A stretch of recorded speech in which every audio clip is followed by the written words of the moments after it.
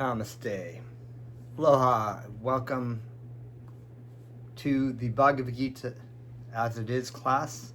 My name is Janapati Das. Please accept my most respectful obeisances to you. Thank you so much again, as always. Appreciate you coming and observing and watching these classes. Feel free to like and share on this YouTube channel that I'm posting these classes to your friends and family.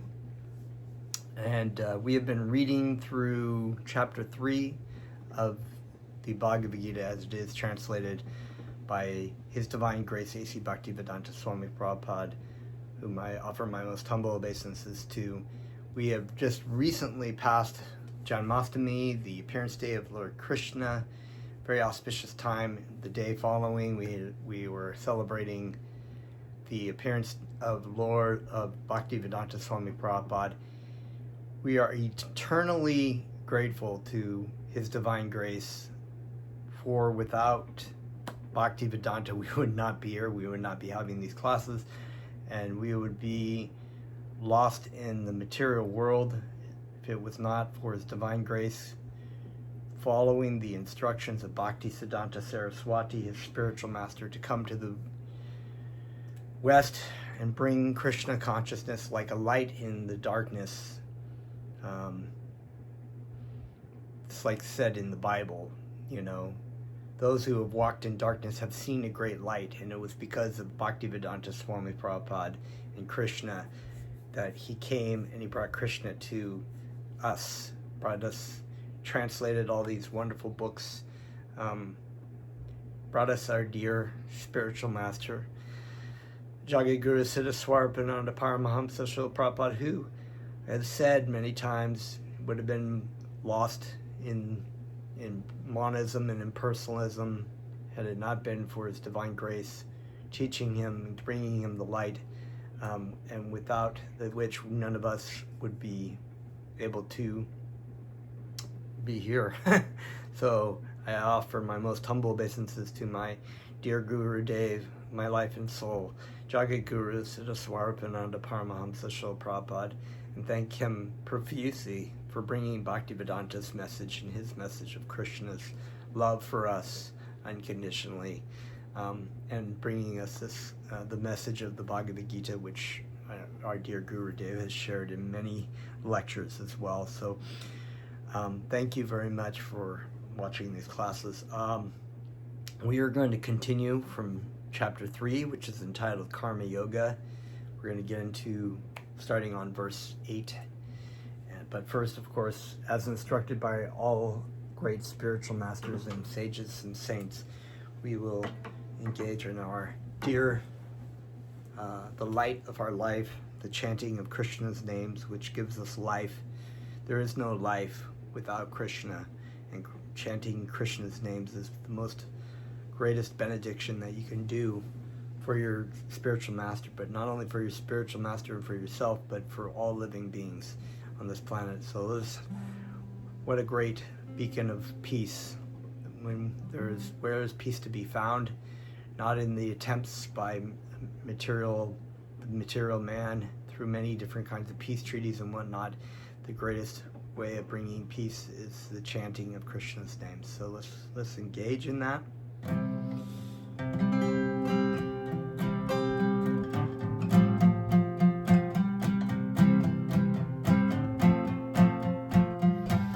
Namo Siddha Swarupananda Paramahamsa Namine Gola Karuna Swarupaya Radha Krishna Prasthayate. Namo Siddha Swarupananda Paramahamsa Namine Gola Karuna Swarupaya Radha Krishna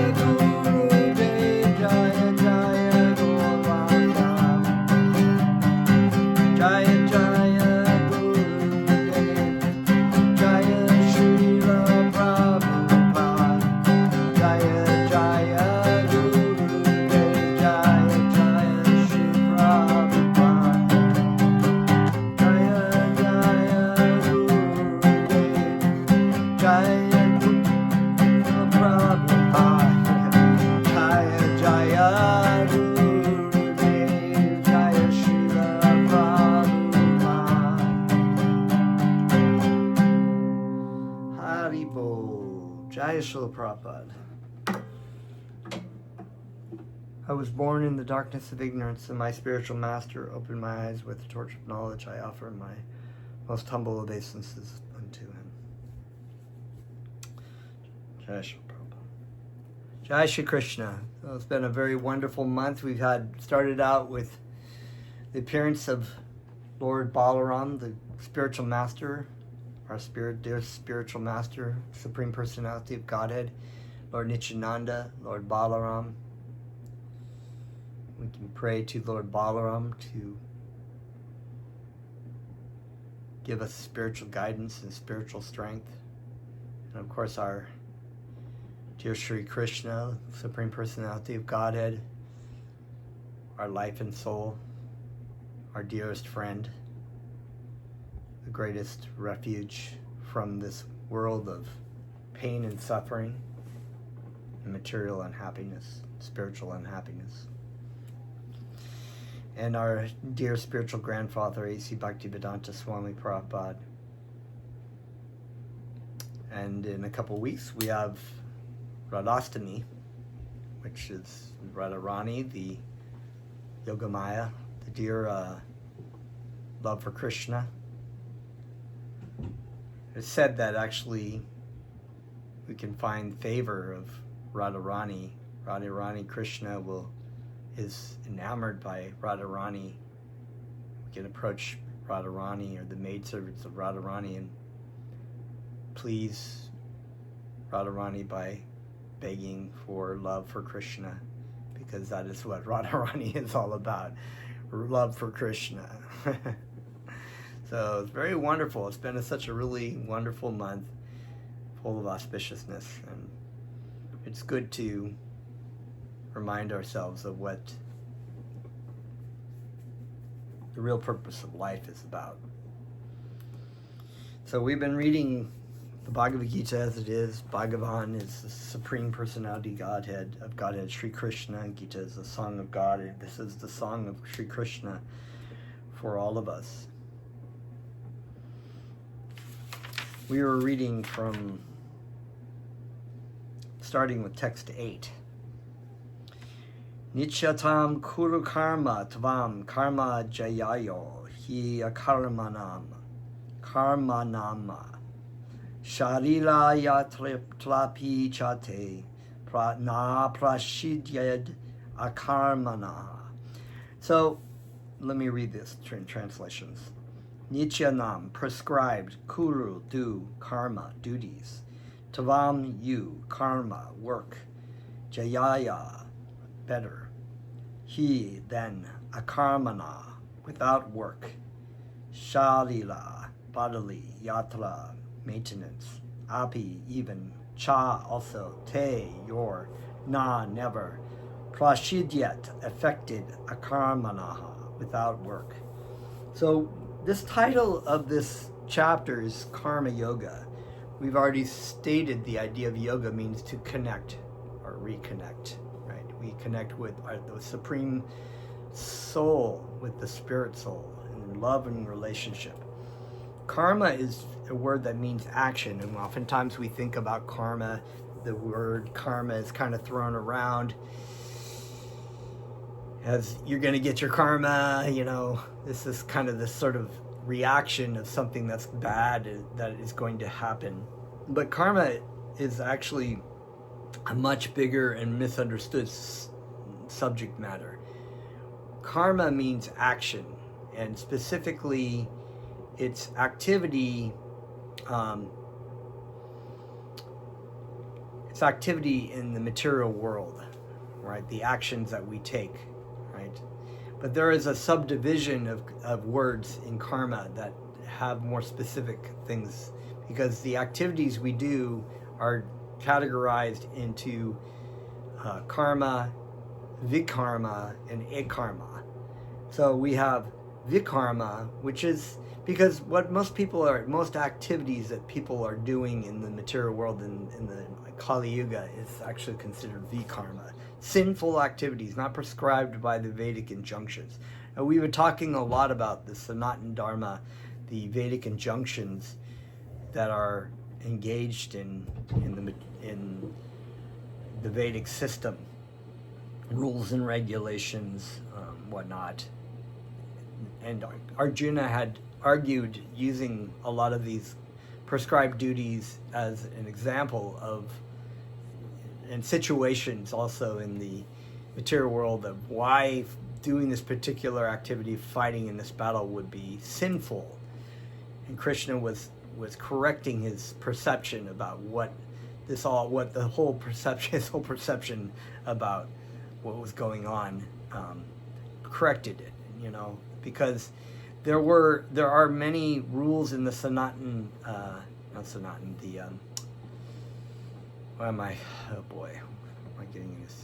Varna ashram system, right? We've been talking about the Varna, the ashram, the ashram stages of life: brahmachari, vanaprashta, gridhashta, I might have those backwards, and sannyasi, right? And then the different kinds of varnas, which were the shudras, the vaishyas, the kshatriyas, and the brahmins, right? So there are particular duties, and within that, the Vedic system, the four Vedas, or the Karma Kanda system of the Vedic system, were things that people did.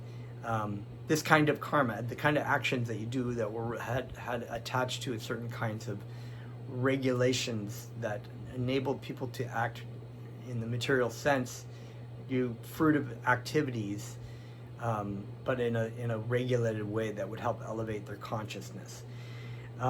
So there are certain kinds of things, activities that were prescribed in the Vedic system that are considered to be karma. Vikarma is the very sinful, unprescribed duties, the things that you wouldn't do. I mean, the things of the material life, murder, unnecessary murder, adultery, illicit sexual activity, drug taking. It goes on and on and on. I mean, we can put the whole list of what things that go on that people do in the. So this is a whole nother level of karmic reaction. So it's not a regulated sort of. It's just like free for all. Whatever you want to do, and whatever you're going to get attached to that. So there's no actual spiritual benefit in these kind of activities of the karma. A karma is without work. So he's saying the true renunciation of basically engaging in Krishna consciousness or sadhana bhakti. So the activities done in the service of Krishna purely as a pure devotee are considered a karma. They do not attach any karmic reaction to the activities. So my spiritual master has likened this to the activities. You have this sort of fan of karmic reaction going on, good and bad, and the fan is just continuously blowing, right? When you engage in Krishna consciousness, or you're chanting of Krishna's names, or certain kinds of activities in the service of Krishna, it's like unplugging that fan, but it's also not accruing new. So the reactions are still happening. They're in other words, your heart is becoming purified by the activities, but you can actually do certain activities that are considered vikarma or even karma, where you kind of plug the fan back in and you get more reactions. The point of engaging in the service of Krishna, and what Krishna was telling Arjuna, is that do your work for me. Surrender unto me. It's this unplugging of the fan. It's basically helping reinstate your consciousness in your loving relationship with Krishna. So these are these different, when we hear these words like karma, vikarma, akarma. And so we're going to read more in this chapter about karma yoga, and also in chapter 5 and throughout the book, the Bhagavad Gita, we'll be hearing that. Okay. Translation. Perform your prescribed duty, for action is better than inaction.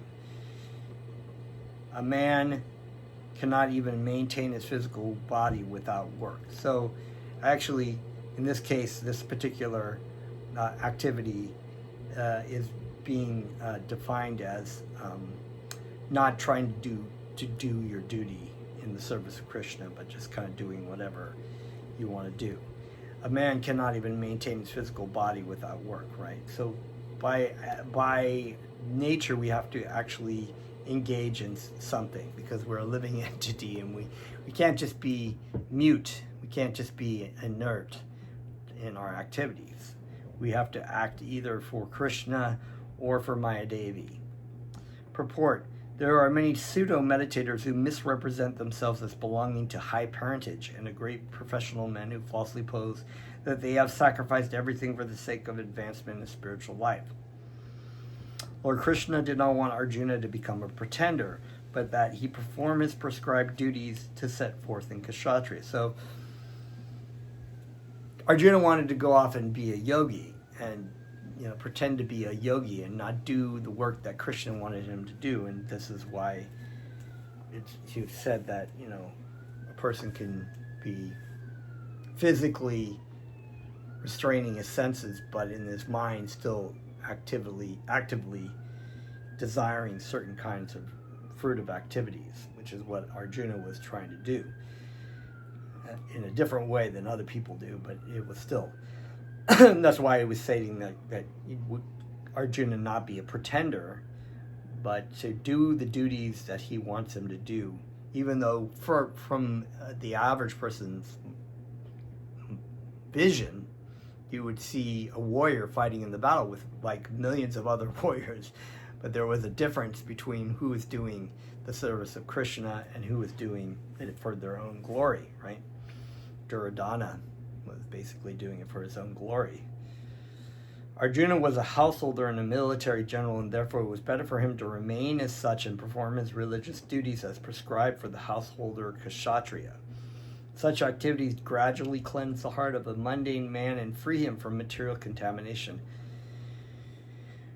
Arjuna was a devotee of Krishna, but many times we see this example of the way that people, there is that verse or that we've come across that what the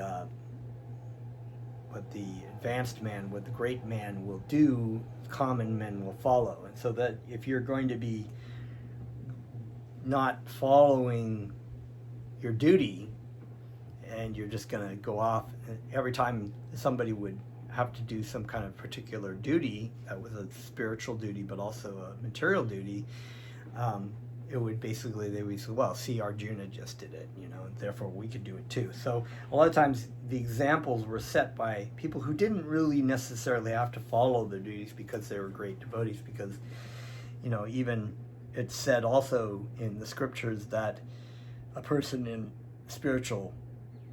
the pure devotee, engaging in Krishna consciousness is like the sunlight coming through, that they may do certain things that seem like pockmarks, but the sun is as powerful to still come through. So basically this is what this is saying, that the examples are set, that Krishna lived as a perfect householder in the houses of the queens, did his prescribed fire sacrifices, his oblations to the ancestors, his different kinds of Vedic responsibilities to set the example for the common man of how to act, at least the baseline, right? So, and there is a certain kind of example being set in Kali Yuga too. It's set by our leaders who are considered to be lower than Shudras. The basically idea of materialism, atheism,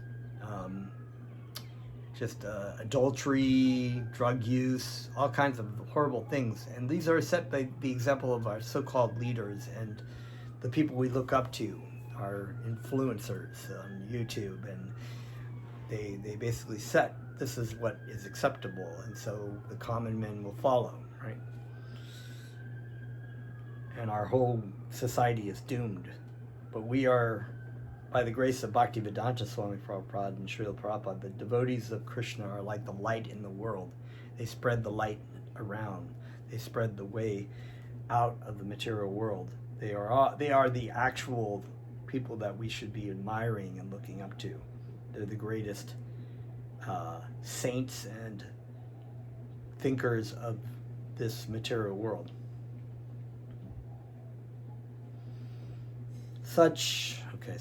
Arjuna was, I was saying that. Such activities gradually cleanse the heart of a mundane man and free him from material contamination. So-called renunciation for the purpose of maintenance is never approved by the Lord, nor by any religious scripture. After all, one has to maintain one's body and soul together by some work. Work should not be given up capriciously without purification of materialistic propensities. Anyone who is in the material world is certainly possessed of the impure propensity for lording it over material nature, or in other words, for sense gratification. Such polluted propensities have to be cleared. Without doing so through the prescribed duties, one should never attempt to become a so-called transcendentalist, renouncing work and living at the cost of others. That's a great point, We have to do what we have to do. And a lot of the themes that we've come across here and the things that we've discussed is doing your work, doing your duties, doing your activities in the material world, but doing them for Krishna and Krishna consciousness, for Krishna. So we can be doing, we might be parents and we have to take care of our children, or we have to take care of our spouses. We have certain duties and work that we have to do. We take the spirit of bhakti yoga into our work environment, even if it's like sometimes just how we relate. We think, we might not even be talking about Krishna. We might be talking exactly about business, or we just do the best we can. We offer those things to Krishna. We do a very good job in what we do. We take our work very seriously and diligently because we are not the recipients of the pleasure, the material fruit of activities that come out of that. We are offering this service as a service to Krishna. So there's a difference, and we've been talking about that. So, text 9. Yajnanartat karmano nyatra lokayam karma bandhaha tad artam karma kanteya mutta sangaya samachara. Yajna artat, for the sake of Yajna or Vishnu, karmana, work done, anyantra, otherwise, lokaha, this world, ayam, this, karma bandhaha, bondage by work, tat, him, artam, for the sake of, karma, yoga, kanteya, O son of Kunti, mukta shangaha, liberated from association, samachara, do it perfectly. So really great words here in Sanskrit, right? We talked about the sake of yajna. We told us that I mentioned before that Krishna has innumerable names. One of the names is Yajna with a capital Y. Yajna means sacrifice. So it's understood that all sacrifices are done as a sacrifice for Krishna or Vishnu. Even those that may appear to be for demigods or other kinds of things, they are ultimately, Krishna is the recipient of all sacrifices. What's the other one? Karma bandhaha, bondage by work. We've mentioned that before.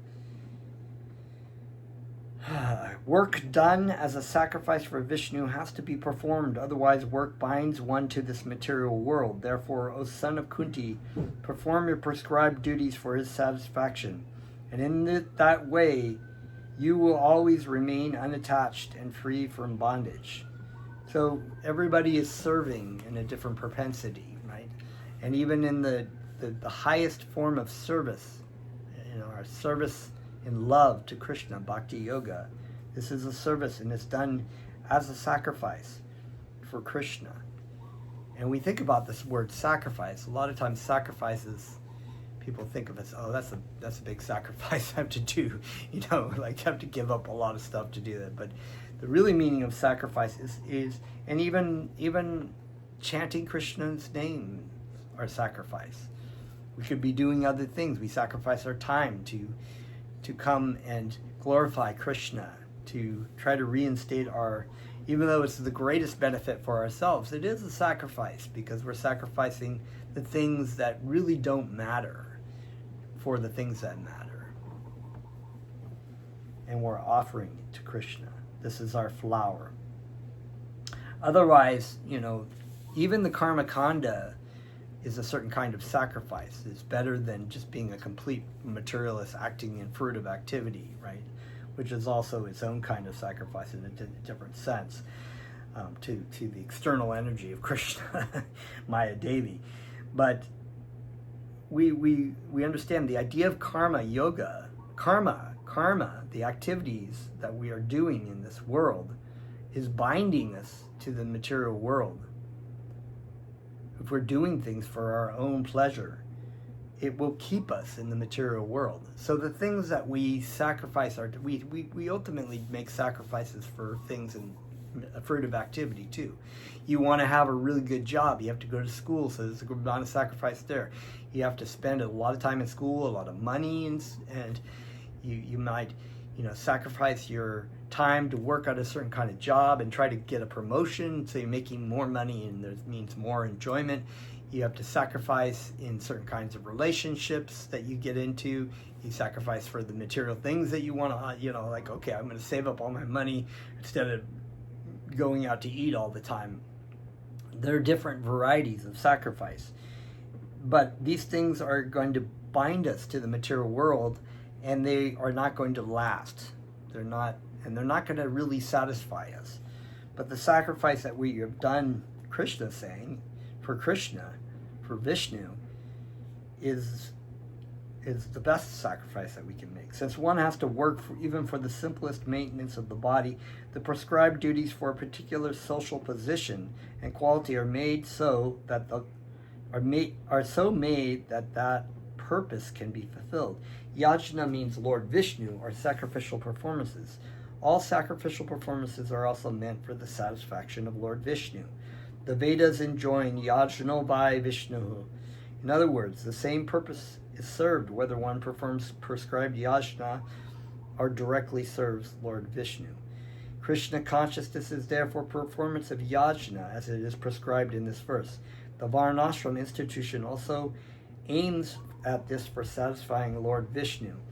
Varnashrama vata purushena para puman Vishnu aradhyate. Excuse me.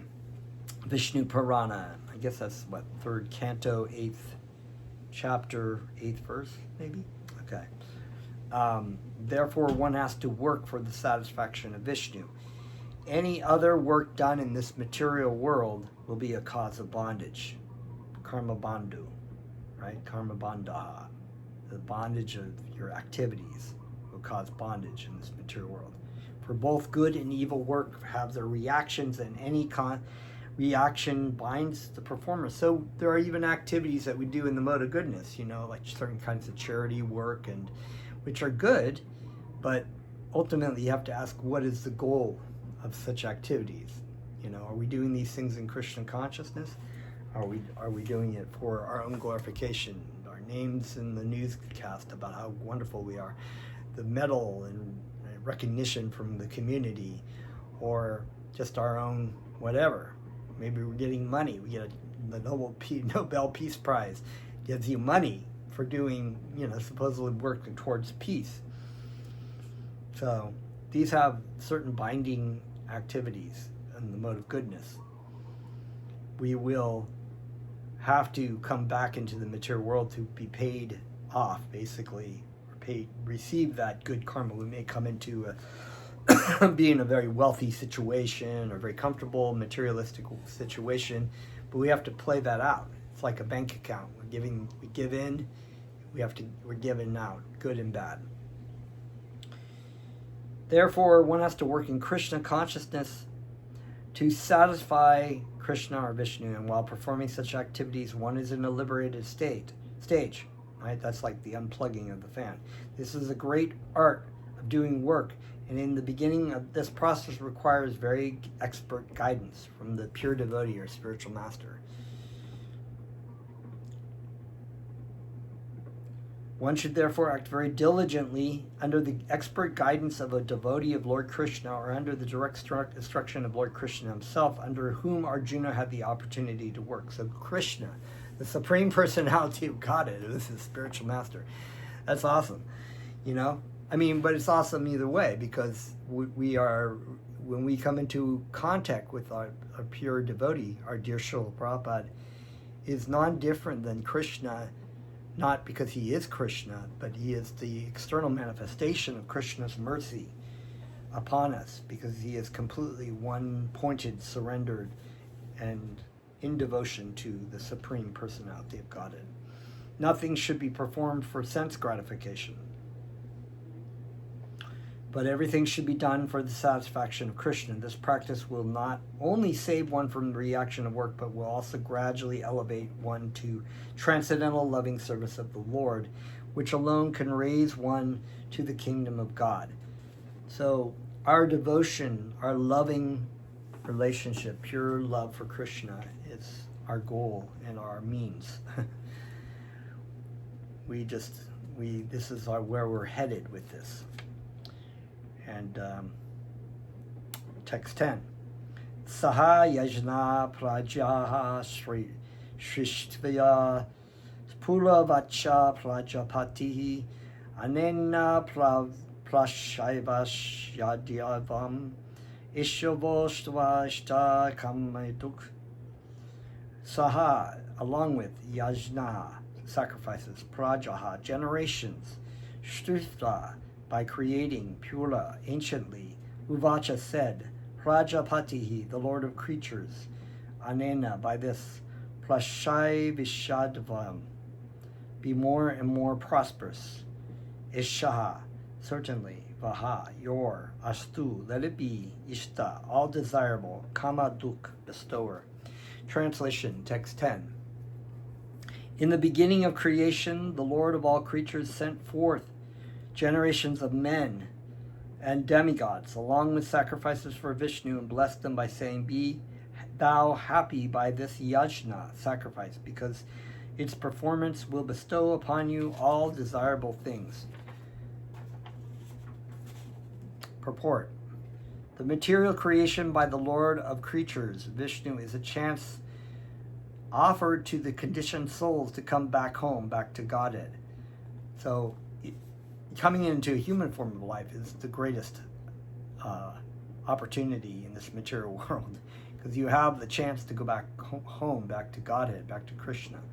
All living entities within the material creation are conditioned by material nature because of their forgetfulness of their relationship to Krishna, the Supreme Personality of Godhead.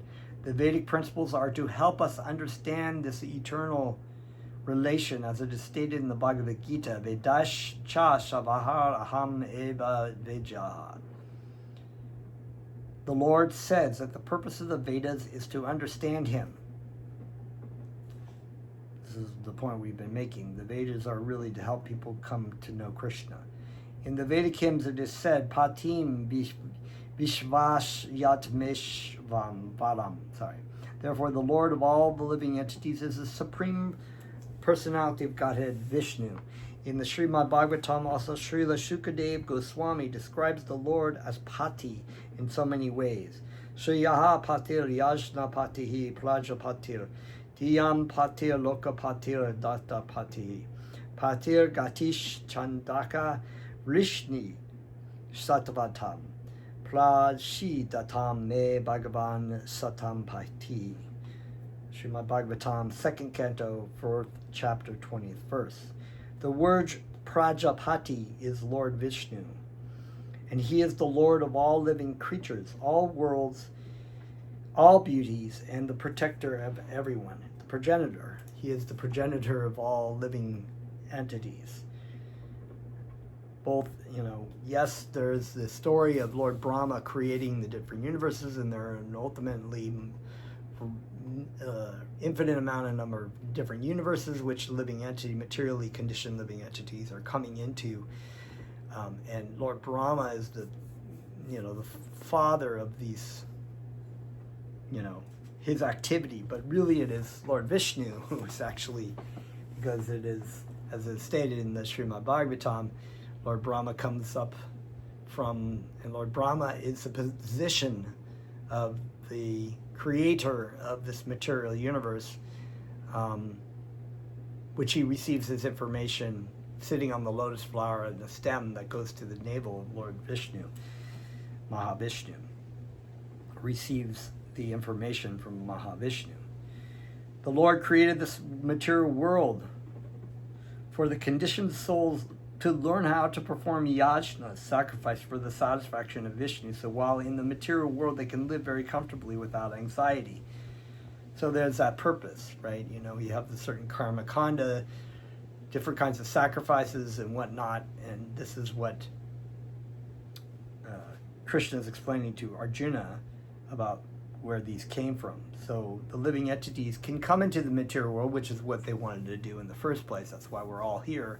We wanted to be Lord and Master. But instead of just kind of throwing us to the wind, Krishna gives us the opportunities to basically remember him, to come back and say, wait a minute, I took a wrong turn back there. I need to turn back to Krishna, right? So he's always giving the living entity an opportunity to come back to him. This goes on perpetually. So the sort of Judeo-Christian Islamic idea of one time the person going to heaven or going to hell for all eternity is not really supported and not really a clear idea as what is being explained here.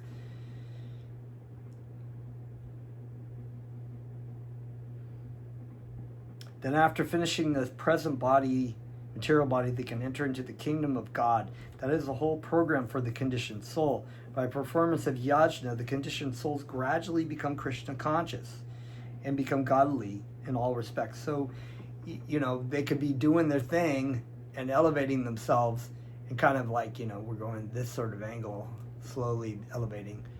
Although the direct service, Bhakti Yoga, or Sadhana Bhakti, is the more direct route, But this other process was there to helpfully get a person to the point of saying, well, okay, I'm ready to take my spiritual life very seriously now. And now we go back to Krishna.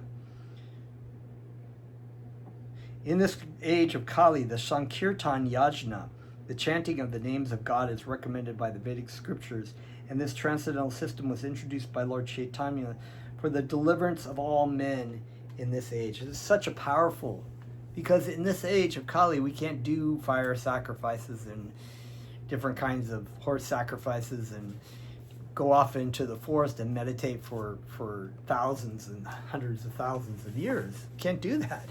We don't even live that long. We live maybe 100 years or 90 years this living entity will be living. So we're given a very easy, because we're really stupid and completely prone to anger and illusion and everything in this material world that you can see on the news at any time, the way that people are, the YouTube reels, the way people act, right? We're given something very easy. It's like chant Krishna's names. It's very powerful. You can go once and you can be completely saved. In the age of Kali, the Sankirtan Yajna, the chanting of the names of God, is recommended by Vedic scriptures, and this transcendental system was introduced by Lord Chaitanya for the deliverance of all men in this age. Lord Chaitanya being Krishna, right? Sankirtan Yajna and Krishna consciousness go well together. Lord Krishna in his devotional form as Lord Chaitanya is mentioned in the Srimad Bhagavatam as follows, with special reference to the Sankirtan Yajna.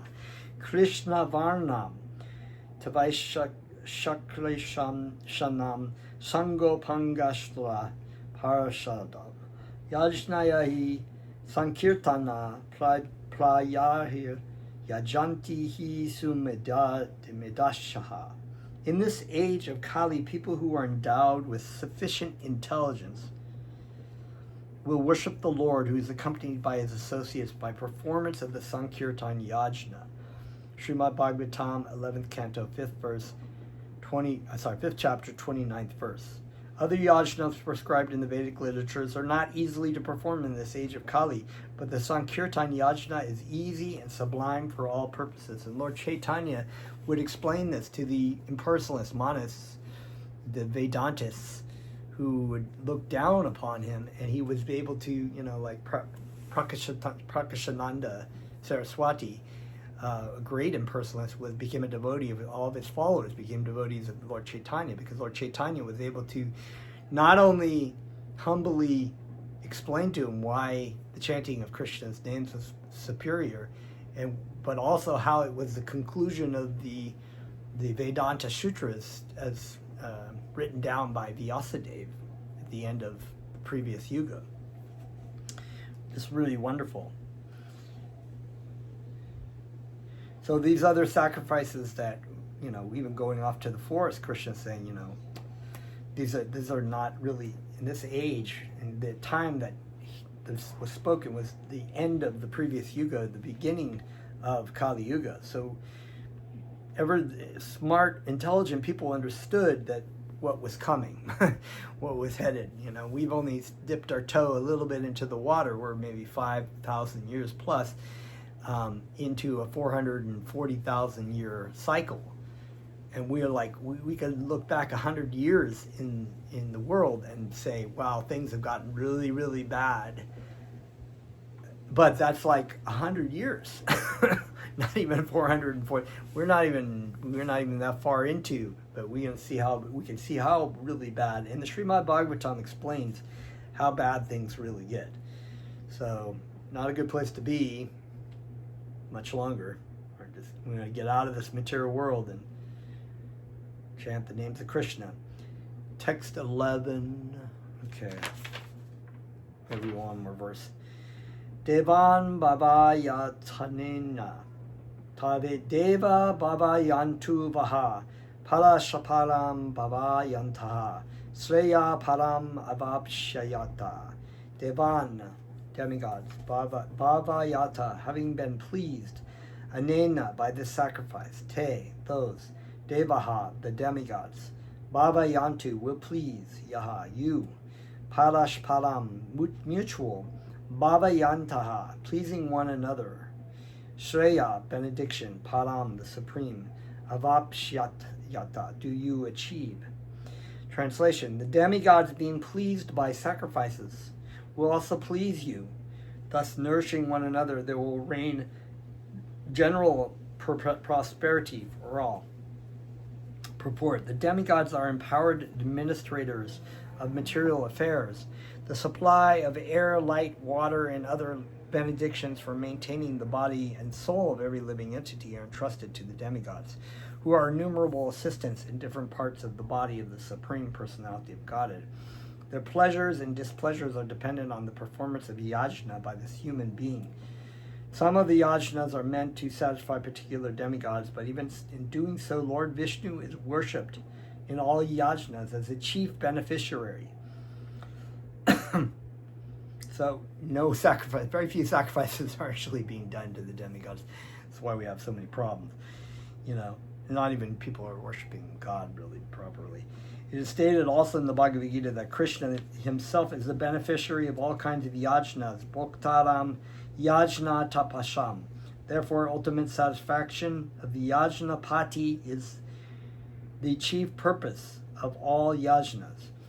When these yajnas are perfectly performed naturally, the demigods in charge of the different departments of supply are pleased, and there is no scarcity in the supply of natural products. Performance of yajna has many side benefits, ultimately leading to liberation from the material bondage. By performance of yajnas, all activities become purified, as it is stated in the Vedas.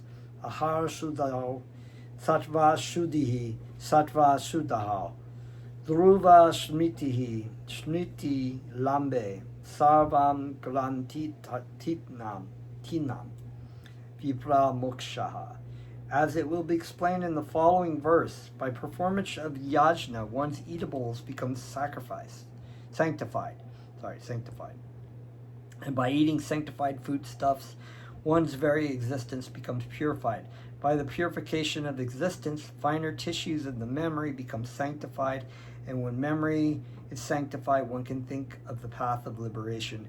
And of these combined together lead to Krishna consciousness, the greatest necessity of present-day society. So we are going to get into this idea of offering food and basically another service of offering the foods that come for you to Krishna.